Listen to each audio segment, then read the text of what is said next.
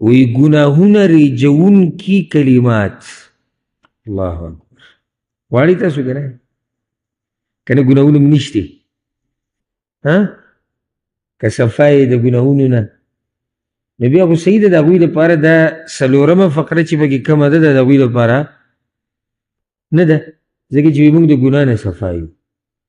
او که څوک دا مني چې زه ګناهګار یم او هغه موږ یو، نو د هغه دپاره خو دا ډېر مفید کلمات دي، ځکه چې ګناهونه ورسره ریجي، ګناهونه ورسره رب العالمین ریجي، ګناهونه ورسره ختموي.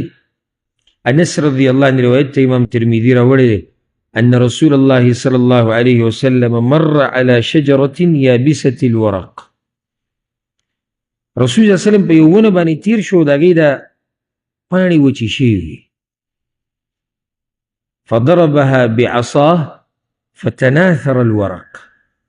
دا بیان تر اخره رسول صلی الله علیه وسلم امسا راواغسته، او دا د رسول صلی الله علیه وسلم طریقه وه، اکثر به د هغه سره چوکه امسا وه، د دې لپاره نه و چې هغه ګرځېدی نه شو.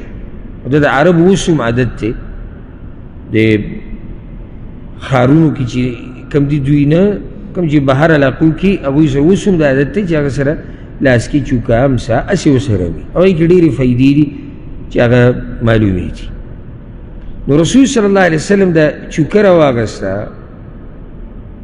او د ونې دا خاخ یا دا ونه یې پرې ووهله، نو هغه پاڼې ټولې څه شو ورېځېدې. بیا وی غوږ ورته کېده ان الحمد لله وسبحان الله ولا اله الا الله والله اکبر. دا ذکر وګوره، موږ دقې شان اوس یو ذکر کو بره خیال هم دی که نه، خو هلته څه سبحان الله والحمد لله، دلته وایي الحمد لله وسبحان الله ولا اله الا الله والله اکبر. لتساقط من ذنوب العبد كما تساقط ورق هذه الشجرة. دا کلمات ریجی د بندنه ګناهونه د هغه لکه څنګه چې اوس وریجي دې پاڼې د دې ونې ده، ګناهونه ورسره ریجي. الله اکبر. او کلمات څه دي؟ الحمد لله سبحان الله. دا که ترتیب دا هم کیسه خبره نه ده، سبحان الله الحمد لله ولا اله الا الله والله اکبر، یا الحمد لله سبحان الله. اسی دې فائدې ته وګوره چې ته دا ذکر وې نو هغه فضیلت هم حاصل کو کوم چې اولنی عنوان لاندې دی، او دا فضیلت هم حاصل کو. ګناهونه دې وریجي، او موږ خو زموږ مشکل ټول هغه د ګناهونو سره تړلی شوی دی، نافرمانیانې د الله رب العزت. که ته غواړې چې دا ګناهونه ستا نه وریجي، نو دا ذکر ډېر وایه، الحمد لله وسبحان الله ولا اله الا الله والله اکبر. وګوره رسول صلی الله علیه وسلم عملی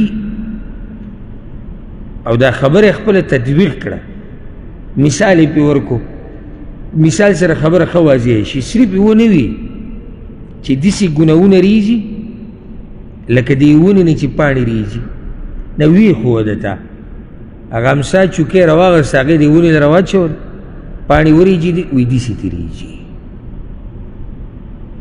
نو زما او ستا د دې بدن نه که موږ دا کلمات ووایي که نه، نو زما او ستا د دې بدن نه به دا ګناهونه دقې شان وریجي.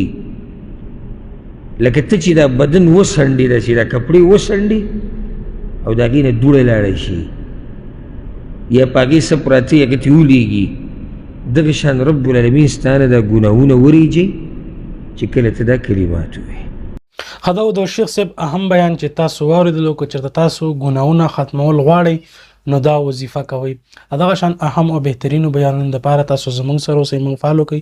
ملاویږو په یو نیکسټ ویډیو کې په یو نیکسټ ټاپک سره. موږ له راکړئ اجازت. السلام علیکم ورحمت الله.